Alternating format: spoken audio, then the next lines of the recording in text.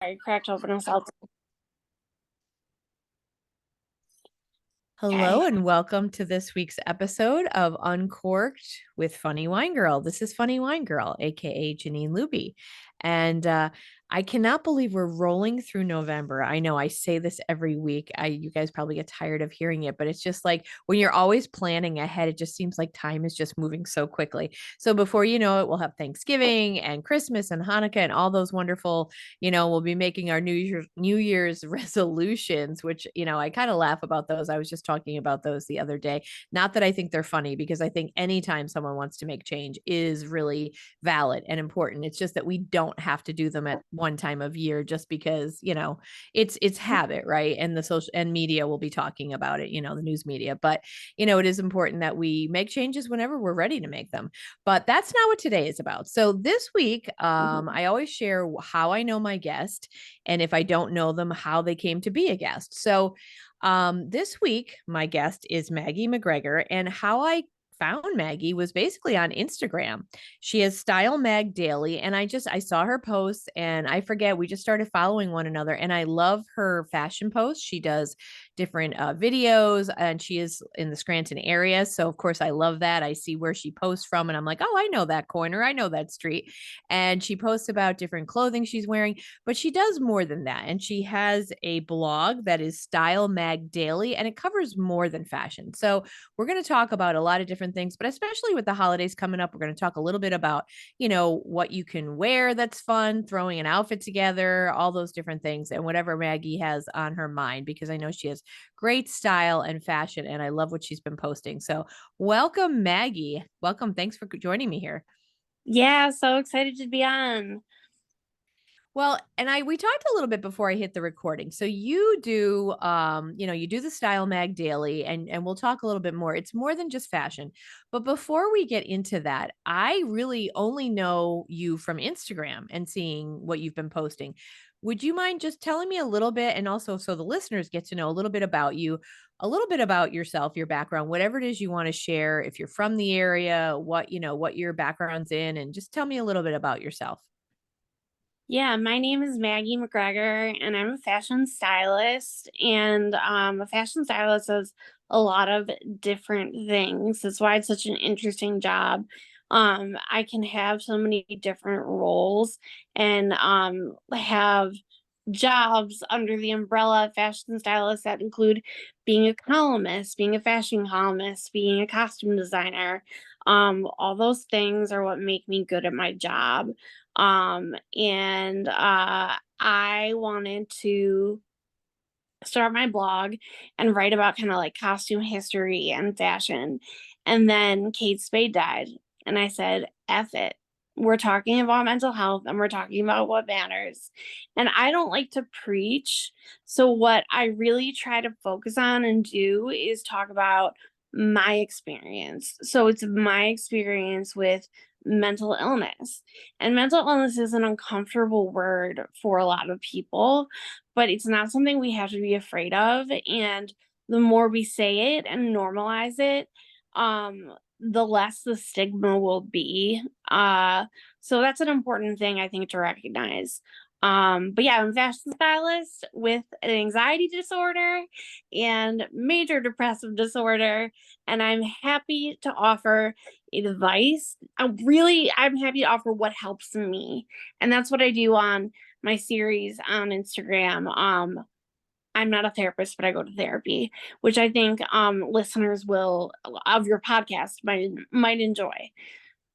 Absolutely. So, a couple things I do want to ask you just first, and thank you so much for sharing and being open. And I have had a lot of different guests on my podcast who've spoken about, their bipolar disorder, different topics we've talked about related to mental wellness. And I am so happy to share stories so that people out there know they're not alone and that we can remove the stigma. I'm always happy to talk about that. But before we get into that, tell me a little bit. Are you from the area, and did you see yourself always getting into this kind of field? Yeah, I'm from Scranton. I grew up actually, we lived in the Hollywood section of Dunmore, and then we moved to the house my parents currently reside in when I was about 10 or 11. And I'm one of six children. I'm the second oldest. So that I always knew like I always had a lot of responsibility and took that role very seriously. And it really helped shape the person I am today. But I'm very close with all my brothers and sisters. They're all coming in this weekend. And I live on the same street I grew up on, but I live downtown now in the Connell building. And I love it downtown. And yeah, I use my studio space for my work and for my play. And I always loved fashion, but I didn't really think it was a career because I think we don't see that a lot in this area. But once I left this area and took a class at FIT, I was just like hooked, and there was no taking me away from it. There was no going back. I absolutely had to pursue fashion, and that was the way it was going to be. So you talked a little bit when you started in the opening there about you mentioned Kate Spade. And for folks who may not be familiar with her and what happened, tell us a little bit about that and how and why that meant something to you. So, Kate Spade was a really inspiring fashion designer. She had an accessory line and a clothing line. Um, but she was someone I always followed because her bags had a really big moment like when I was growing up like my mom like really wanted a bag I remember for her birthday, and I remember going to Suburban Casuals and picking out that bag with my dad, and it was so special. And I remember there was this article in the New York Times, and she had been at a fashion job she hated, and she came home one day, she quit her job, and she started sewing her name, like her like a tag on the outside of purses, which hadn't been done before. Now we see it all the time. But that had been kind of like her claim to fame. And she sold her company, and I didn't really know a lot about her as a person, but she did complete suicide maybe 7 years ago, and it kind of rocked the fashion and like entertainment world because just like such a beautiful woman who inspired so much beauty, created so much beauty, um died, and did not have to. um like these deaths, while a lot of mental illnesses are fatal, they can be treated. And it was just it was just so distressing that she lost her life. Yeah. And for me, I immediately went down the road of advocacy and trying to change the stigma in our culture. Yeah. And I do remember when she passed, and it was, of course, it was huge news. As you said, she was a style icon, and I didn't even realize until she died that her brother is David Spade, who's a comedian, and I had no idea. I mean, their names are the same, but I did not know they were related until she passed. But you know, even though it's all, you know, celebrities that will pass and they have mental illness, we still have this stigma. Unfortunately, it's just I don't know why we haven't removed it yet. And I think that is, you know, part of the issue, no more than with substance use disorder as well. There's that stigma why people are sometimes afraid, ashamed, or they don't want to be judged. And unfortunately, that can be a problem from keeping them from seeking the help and the treatment they need, or from talking to friends and family about it. Tell us a little bit about you mentioned the Instagram stories and the I'm not a therapist, but you know, you go to therapy. Tell us a little bit about what inspired that and what is your message when you're posting those? I just came into therapy one day really well dressed with something to say. So I just gave my phone camera to my therapist, sat down on the couch, and well, actually, I was standing in the first video, and I remember it so clearly. And I just offered like advice, like I offered some a skill that had helped me, and I got it resonated with so many people. The feedback got was unbelievable in my messages and in the comments. And I was just like, wow, this is really important. And this is something I have to I have to continue to do. And luckily I've been compelled to do it since the start. So I haven't like run out of topics or anything. Yeah, and I'm excited this Thursday to talk about action plans.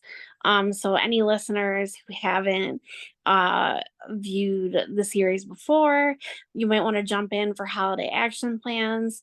And it's not something I really like plan around because it is like my therapy session, but like it is just something we kind of have fun with. And if I have something to say and there's brevity to it, then we go for it. And there's no edits. There's no like even visual edits. It just is what it is. That's my real therapist's office. That's where I sit. That's the bag I bring. That's the drink I drink. It's all real. Now, let me ask you, what does, and without giving any private information, but what does your therapist think of this? Oh, she thinks it's amazing. She thinks I'm amazing. She really, really does. She's my biggest cheerleader. And if your therapist isn't your biggest cheerleader, you need to find someone else. So she thinks that it's fantastic. She's happy to do it. She's comfortable doing it, being on the recording end. But she's inspired by the fact that I took the bull by the horns and said, no more. Yeah, that's fantastic. And you're right. You do need someone in your corner, especially when you're going to therapy.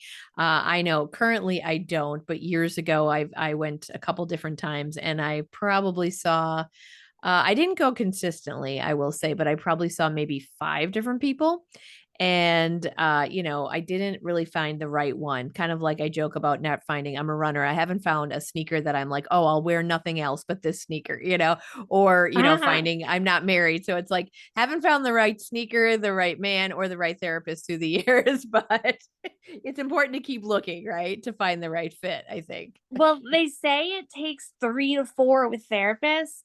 And if you're a unique person, it's going to take more than that. So if that's the average, I would say 5 to 7, and maybe you will find the right person for you.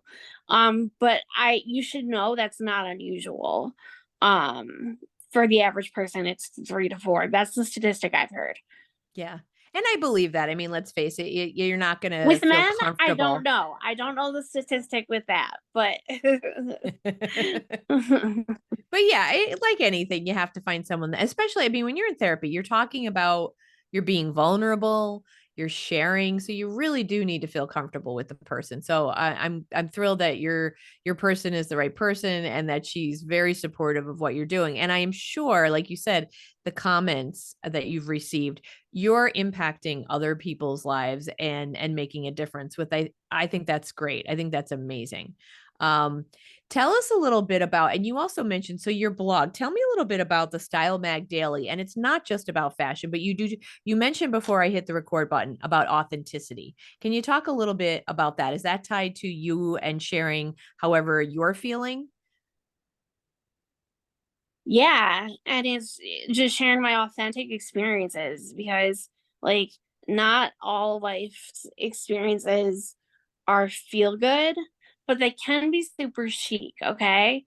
So it's just like about tying it all together and finding that grain of humor because Janine, if you don't laugh, you're gonna cry.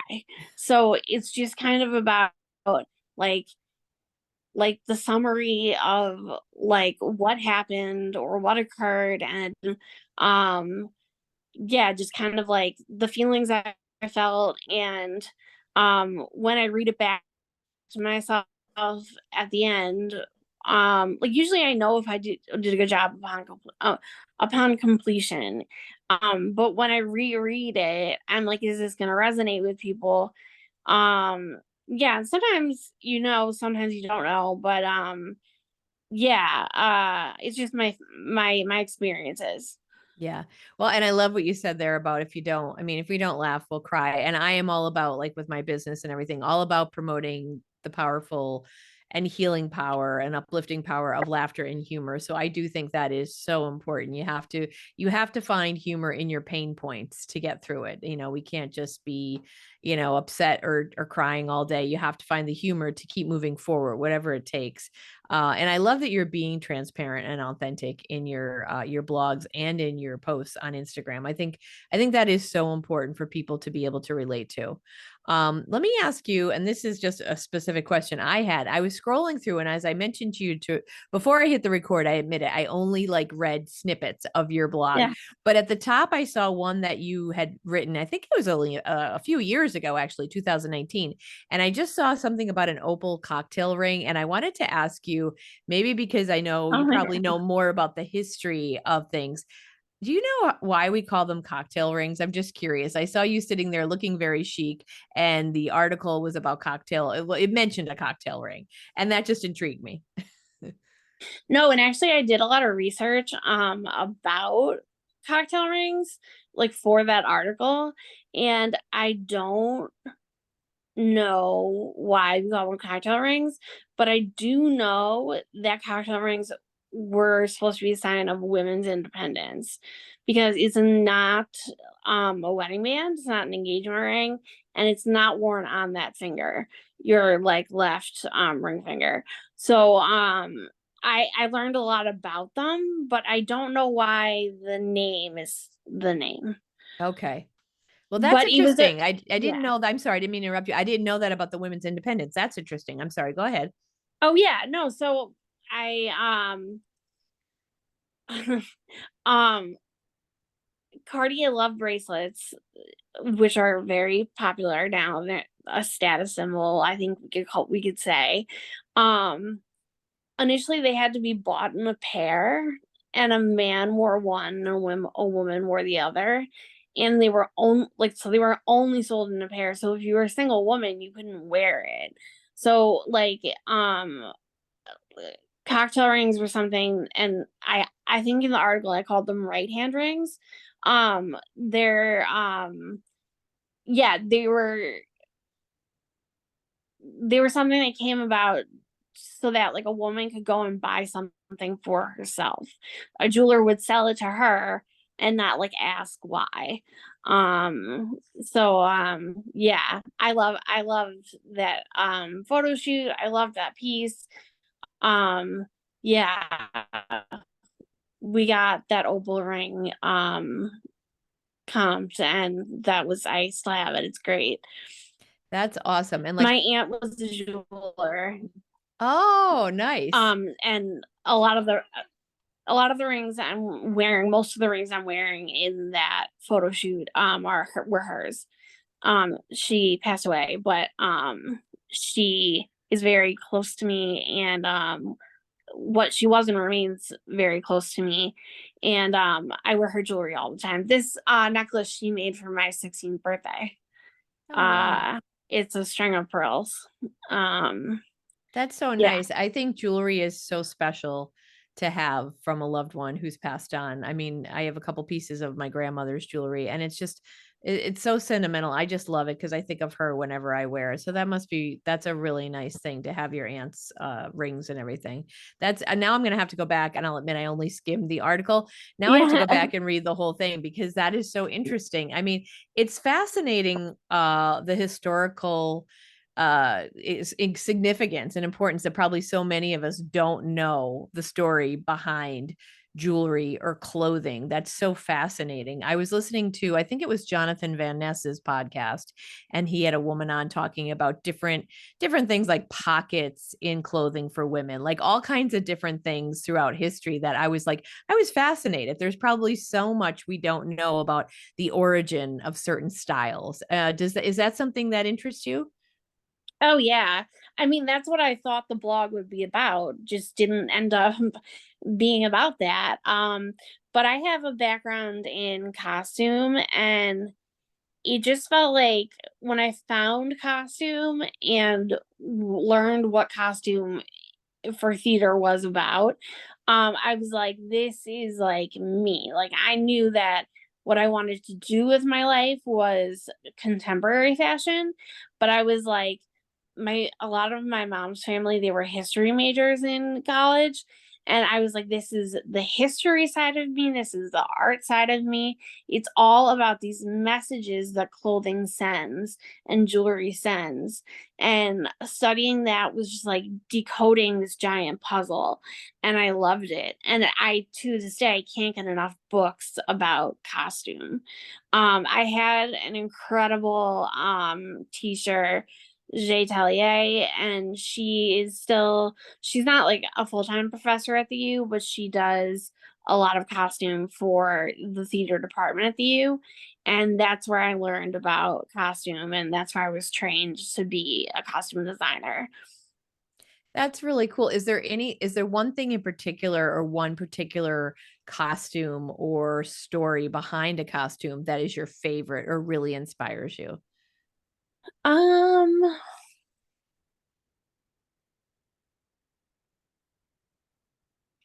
I mean, I designed a show called Miss Julie, and the show is pretty heavy. Um, but the whole process, like it totally consumes me when I work on a show. Um, like to the point where I'm just questioning fundamental things about me. And it's just I take everything apart and put it back together. And yeah, Miss Julie was like a great experience for me. But like I can't say the costumes like are like um couture. Okay. um so they're not like you wouldn't see things like that like on a runway. And also like it's educational theater, so it's low budget. But yeah, I gotta say, like I feel like I did a really great job making the actors feel like they're characters. And yeah, there's a version of Miss Julie that is stars Jessica Chastain, and it's a little bit different from the play, but anyway, yeah, that's Miss Julie. Very cool. Do you find yourself when you are watching, whether it's, a theater that you're not involved in, but you just go to see a play or movie, do you find yourself picking, now I won't say picking apart, but making notice of Oh my god. things all the time? Yeah, it's like I'm constantly ruining the end of a movie because I can see these messages that the costume designer and director are sending with the clothes. So it's just like it's an amazing thing, but I'm like also like you ruined me. Like I can't watch a show or can't watch TV. I love reality television now because like there's no messages being sent through that. But like just TV. Like I remember watching The Good Wife, and just everything she wore was so intentional, and everything like Alicia, the main character, and then Diane, like her associate. Um, and those were some great suits and great fashion moments. And then like of course like I mean, everybody loves Carrie Bradshaw and her, or at least her clothes. And I remember studying the amazing job Patricia Field did in Carrie with Carrie's character and her friends' characters.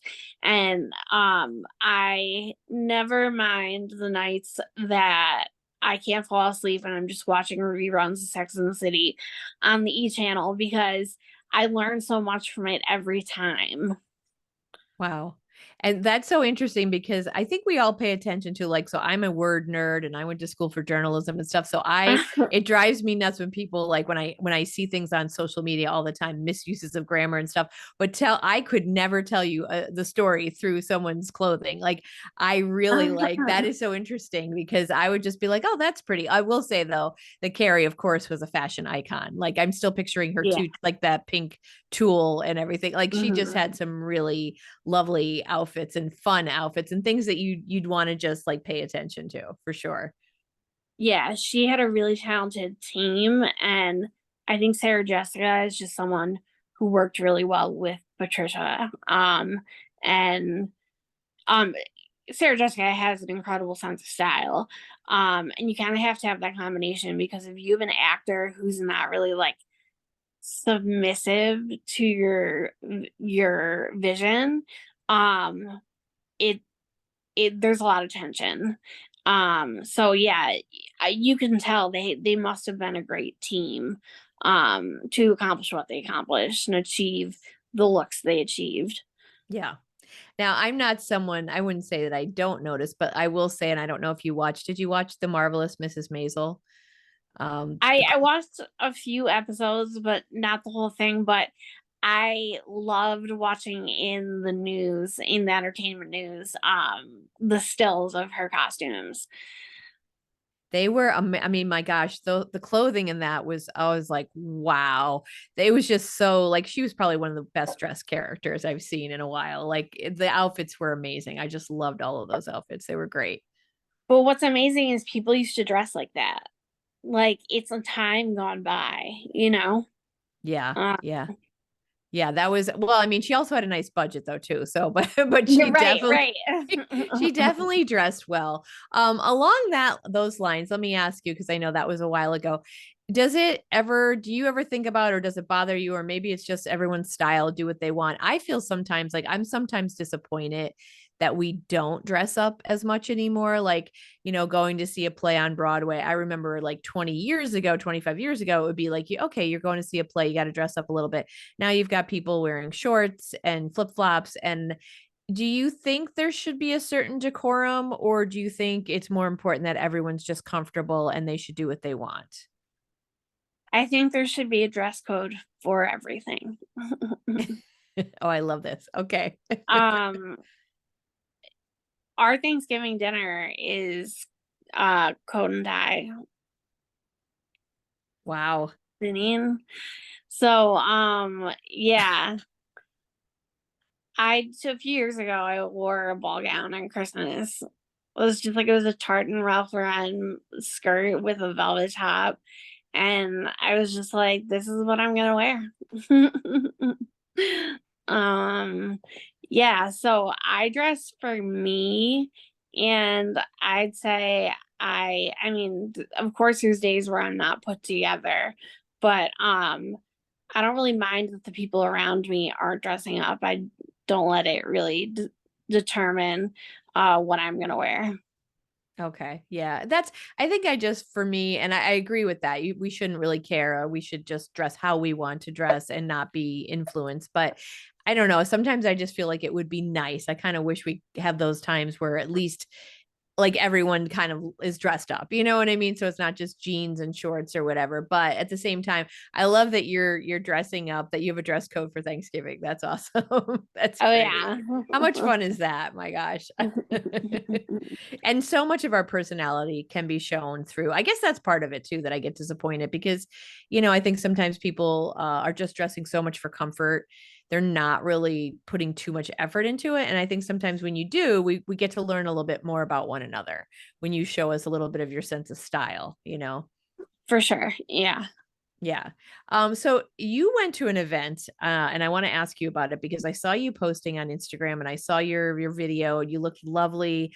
There was a very kind of like, I'll say fancy kind of event at the Everhart Museum a couple weeks ago. Well, when this is aired, it will be a couple weeks ago. It was called Uncorked, I believe, and it was a lovely like dinner affair, I think, with wine and everything. Can you tell me about that and tell me about some of the outfits? Well, first tell me about how you chose your outfit, and then tell me about some of the fashions that you saw that evening. Yeah, so Uncorked was a fantastic idea by a committee at the Everhart. It was a fundraiser, and it was a black tie preferred fundraiser. That was the dress code. And black tie preferred, I actually wrote an article for the event about what that means, black tie preferred dress code. Um and it was a wine pairing. There was a sommelier who ran the dinner, and it was a four-course dinner paired with wines.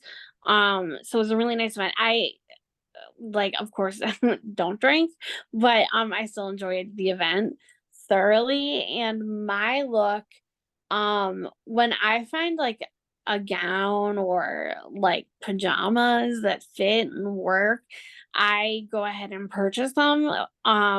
Because when you get invited to an event that is like black tie preferred or black tie, you're never gonna find that perfect dress in time. So if I find a dress that I love or like, the, two of the gowns I've worn recently, I got from Ross Dress for Less. So it's just like you never know where you're gonna find really special things. And that the dress that I wore to Uncorked, I had for a few years. And so it was definitely like I had to get it steamed very well because it had been just hanging and had some folds in it. But yeah, I had it for years. I like loved it, and throughout the years I had paired it with these black tulle gloves with pearls on them, and I knew I'd wear it somewhere. I didn't know where, and then Uncorked came up with the opportunity to cover it for from a social media perspective. And I was thrilled that I got to wear that look. So what were without, naming people or whatever, was there any pieces that you were like, ooh, like that you were really interested in, or what was the general vibe of the attire that night? Yeah, a lot of people did short, which is fine. If that's what you're comfortable in, then yeah, you should wear what you're comfortable with. But yeah, a lot of people did long, and I was really um impressed by that. I Yeah, there were a lot of stunning floor length or midi gowns. um my friend Elizabeth Karam was wearing a beautiful floral gown. She's pregnant right now, but she carried herself very well. I do not know who her dress was by, but she was wearing a Luster Lamb like jacket over it. Luster Lamb is like it mimics lamb's wool, and it was used a lot in the 50s for coats and like with minks. She was wearing, so she had a beautiful outfit, and my friend Melanie Nasser Riggy was wearing a McDougal dress, a McDougal gown, and it was stunning. McDougal's one of my favorite designers for evening wear, and she's tall and statuesque, and I just thought she looked so beautiful. Wow. Those now, are there any are they posting anything to social media, like as far as the Everhard, or do you have anything with your blog that to show any of the looks from the evening? They had a photographer there, so I posted Elizabeth and Melanie in my stories, Oh, okay. which so they will have been deleted by this time, but when this airs. But the Everhard has the night logged with a photographer. They had a really great photographer that night. Oh, wow. They posted some of uh they posted some photos of people on their Instagram and Facebook today. Oh, cool. So we can check those out and just take a look. It's always fun to look at fashions and see how people are dressed. Um, do you have, and I've thought of this just now, but I should have asked you earlier, do you have a person who is your like style icon? Hmm.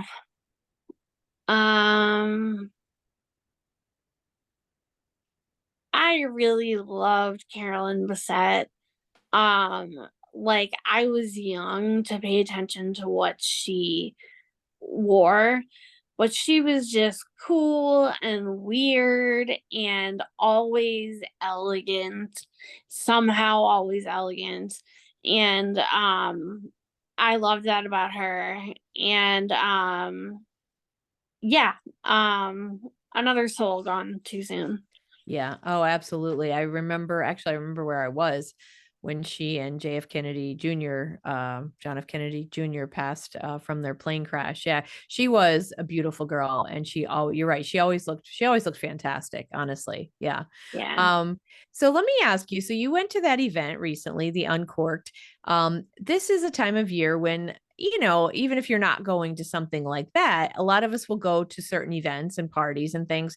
And we talked before I hit the record button. I would love for you to share with us just some ideas or tips that you can offer the listeners for, things to keep in mind or tips they can use when they're looking, considering what they're going to wear to certain events, like whether it's a cocktail party or a Christmas party or, an ugly Christmas sweater party, whatever it is. What are some ideas that you could share with us?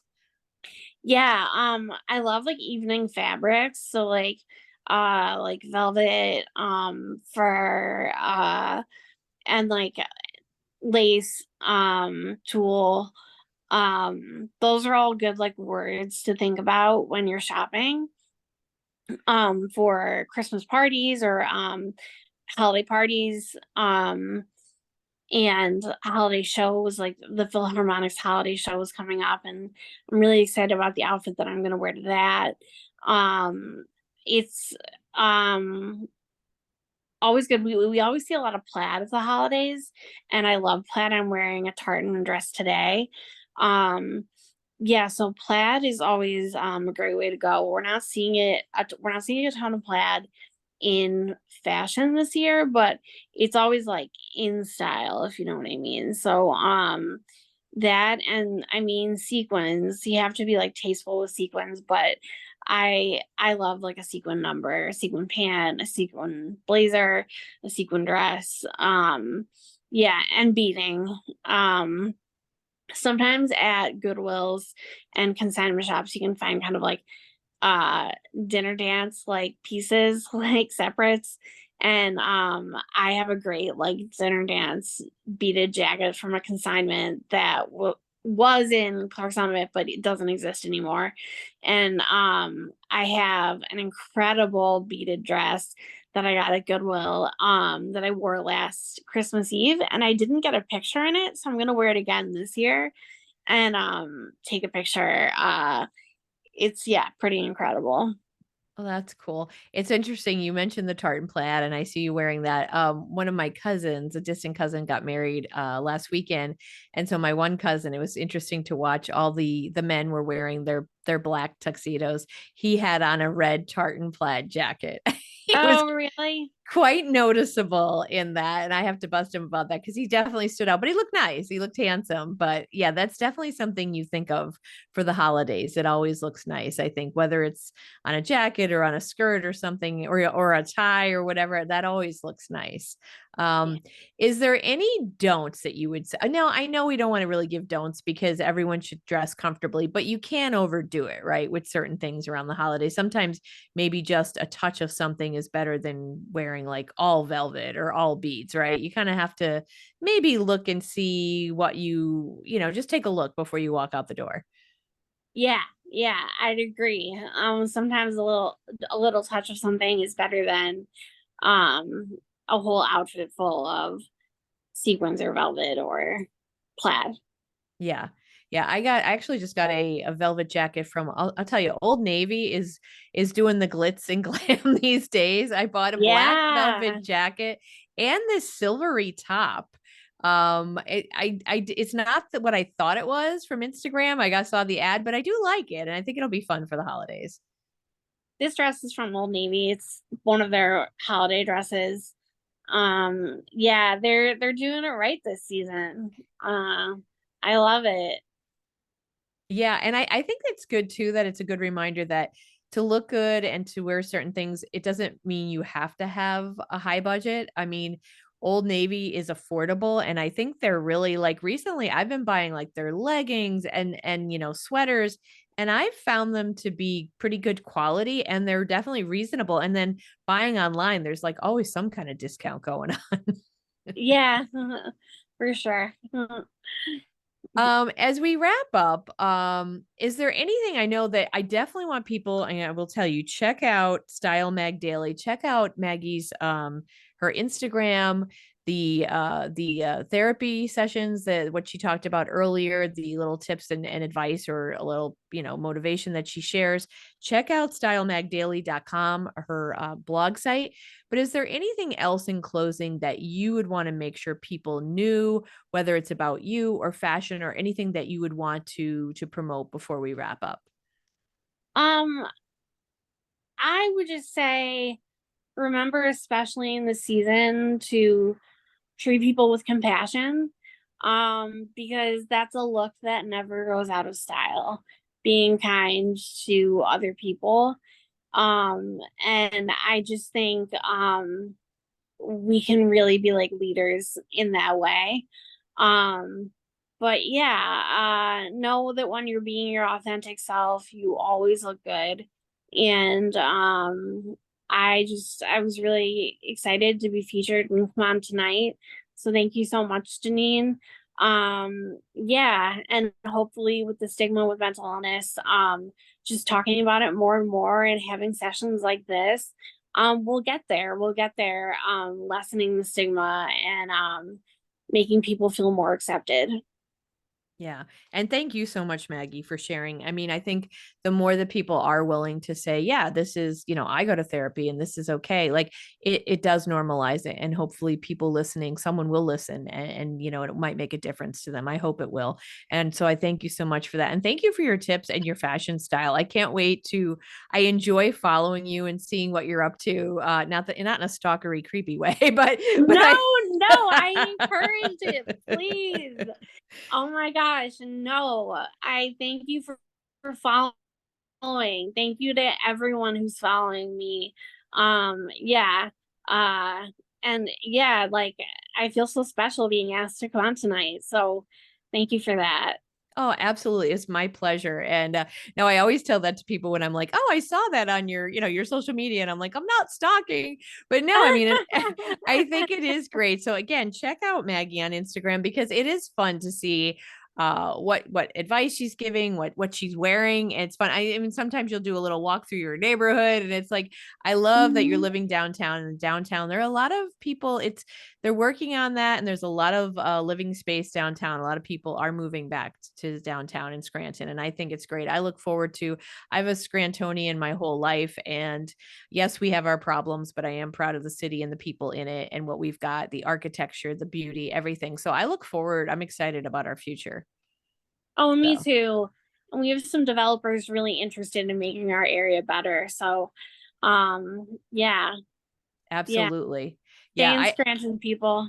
Yes, thank you. Yeah, absolutely. I echo what Maggie just said. Yeah, definitely. I think there's even better things to come in the future. So I hope you guys For will sure. stay and come. And if you're not here now, come on, check it out. We're close to New York City. We're close to DC. We're close to Baltimore. We're close to big We've got cities.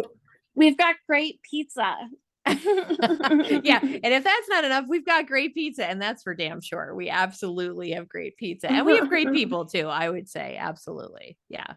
Yeah. So thank you again so much, Maggie. I do appreciate your time. And so, folks, be sure to check out Maggie McGregor Style Mag Daily. And I will put this information in the show notes in case you forget. And, as you get ready to go out for the holidays, have some fun, even if it's not usually in your style. Try it on. See if you like a little velvet, a little bit of beading, a little bit of sequins. Just try it on for fun. See how it looks. And if you feel good, that's all that matters. That's the main thing, to feel good. And I love what Maggie said is as far as compassion and being kind, that will never go out of style. And that is so important because that's not just an accessory. That's just a very valuable thing that we need to be doing and showing to people every day. So thank you for listening, and check out the show notes for the information about Maggie. And also I have my Buy Me a Coffee link in there. So if you'd like to show some support for this podcast to help support what I do, you can make a small investment or a big one. I'm not going to stop you. But if you don't, that's fine. If you don't have the budget for that, as I always say, you don't have to do that to show love and support for this podcast and for small podcasters like myself and performers. You can share it on your social media. You can write a review, tell a friend or foe or anyone you know, because we could certainly use the love and the appreciation. And I would love that. So, as I always say, I appreciate you from the bottom of my heart and the bottom of my wine glass.